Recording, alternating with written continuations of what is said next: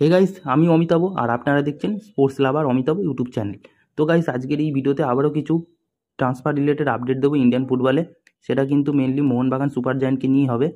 তো Mohun Bagan super giant already একজন world cup খেলা প্লেয়ারকে কিন্তু সাইনিং করিয়ে নিয়েছে, যার নাম হলো জ্যামি ম্যাকলারেন।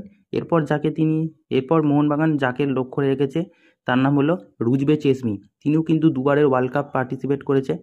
দুবারের ওয়ার্ল্ড কাপ বলতে 2018-র রাশিয়া ওয়ার্ল্ড কাপ আর 2022-এর কাতার ওয়ার্ল্ড কাপে তিনি কিন্তু অংশগ্রহণ করেছেন। শুধু অংশগ্রহণ করেছেননি যে তা না, তিনি কিন্তু 2022-এর কাতার বিশ্বকাপে ওয়েলসের বিরুদ্ধে একটা দুর্দান্ত গোল দিয়েছিলেন। এমনকি তিনি হচ্ছেন ডিফেন্সিভ মিডফিল্ড পজিশনের প্লেয়ার, কিন্তু তিনি দলের জন্য দরকার পড়লে তিনি সেন্টার ব্যাকও খেলে দিতে পারেন। মানে একসঙ্গে তিনি মিডফিল্ড এবং ডিফেন্স দুটো পজিশনেই কিন্তু তিনি সব পারেন, অলরাউন্ডার প্লেয়ার। তো অনেকদিন ধরেই মোহনবাগানের সমর্থকরা চাইছিল যে আমাদের দলে একটা ভালো সিডিএম পজিশনের প্লেয়ার দরকার। তো সেই দিক দিয়ে কিন্তু এই পজিশনের জন্য এই প্লেয়ারটা কিন্তু অসাধারণ। তো এই প্লেয়ারটি বর্তমানে এই মুহূর্তে ইরানের যে আর কি ডোমেস্টিক ফুটবল লিগ হয় সেখানকার ইস্তেকলাল এফসি বলে একটা দলে তিনি খেলেন, এবং যথেষ্ট ভালো দল এই দলটি।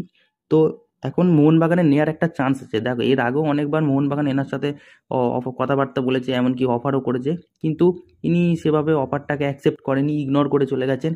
কিন্তু এখন কিন্তু আবারও মোহনবাগানের কাছে চান্স আছে এই প্লেয়ারটিকে দলে নেওয়ার। কারণ দেখো, রুজবে চেসমির সাথে এই মুহূর্তে রুজবে চেসমি যে দলে হয়ে খেলছে সেই দলের সাথে কিন্তু তার এই মে মাসের মধ্যেই তার কন্ট্রাক্ট শেষ হয়ে যেতে পারে। তো এই কন্ট্রাক্টটা শেষ হয়ে যাওয়াই কিন্তু একটা সুযোগ মোহনবাগানের কাছে, তাকে একটা ভালো অ্যাট্রাকটিভ অ্যামাউন্ট দিয়ে মোহনবাগানে নিয়ে আসে, মোহনবাগানের মাঝমাঠ এবং ডিফেন্সে একটা ভালো কোয়ালিটি ও স্ট্রেংথ তৈরি করার। তো সেই ক্ষেত্রে কিন্তু মোহনবাগান এই প্লেয়ারটির পিছনে কিন্তু যে কোনো মূল্যেই ঝাঁপাতে পারে। কিন্তু একটা শর্তে, যেটা হচ্ছে মোহনবাগান কিন্তু জনি কাউকোর সাথে আর কন্ট্রাক্ট হয়তো নাও বাড়াতে পারে, বা জনি কাউকোকে রিলিজ করে দিতে পারে। আর যদি জনি কাউকোকে রিলিজ করে তাহলে জনি কাউকোর রিপ্লেসমেন্টে কিন্তু এই মাঝমাঠকে শক্ত করবার জন্য এই রুজবে চেসমিকে নিতে পারে। তো যদি রুজবে চেসমি আসে তাহলে কিন্তু জনি কাউকো বা ব্রেন্ডন হ্যামিল কারুর না কারুর রিপ্লেসমেন্টও আসতে পারে। তো সেটা দেখা যাক। আর রুজবে চেসমি এখন আমাদের এই অফারটা অ্যাকসেপ্ট করে কিনা, যদিও ট্রান্সফার মার্কেট পুরোপুরিভাবে এখনো পজিটিভ আপডেট দেখাচ্ছে না, বাট মোটামুটি বলতে পারো মোহনবাগান কিন্তু চাইছে জনি কাউকোকে রিলিজ করে এই ইরানিয়ান রুজবে চেসমিকে কিন্তু দলে নেওয়ার জন্য।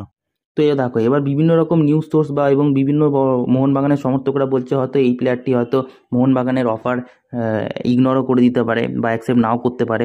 কারণ কিছু কিছু লোক বলছে যে এই প্লেয়ারটি যদি ইন্ডিয়ান সুপার লিগের মতো একটা দলে যদি আসে তাহলে হয়তো তার আর ইন্টারন্যাশনালের কোনো রকম টুর্নামেন্ট খেলা হবে না, মানে world cup, AFC Asian cup, হয়তো তাকে আর দল কোনোদিনও ডাকবে না। কিন্তু দেখো, তারও বয়সটা বাড়ছে। তো তিনি চাইবেন যে এই 30 বছর বয়সে এসে যদি অন্য কোনো দেশের লিগ যদি তাকে ভালো অ্যাট্রাকটিভ অফার দেয় তাহলে তার আর্নিংটাও বাড়তে পারে। কোনো কোনো ক্ষেত্রে অনেক প্লেয়ার কিন্তু তার নিজের আর্নিংয়ের ওপরেও লক্ষ্য রাখে। আর অলরেডি তো তিনি দেশের হয়ে অনেকগুলো বিশ্বকাপ এবং এএফসি এশিয়ান কাপও খেলে ফেলেছেন। তো হতে পারে যদি ইন্ডিয়া যদি ভালো কোনো হিউজ অ্যামাউন্ট দিয়ে তাকে যদি অ্যাট্রাক্ট করতে পারে তাহলে অবশ্যই কিন্তু আসতে পারে। তো এই ছিল আজকের ভিডিও। তো এরকম আরও ফুটবল ক্রিকেট রিলেটেড আপডেট পাওয়ার জন্য অবশ্যই চ্যানেলটাকে সাবস্ক্রাইব করে বেল আইকন অল করে রাখো। তো দেখা হচ্ছে পরে ভিডিওতে।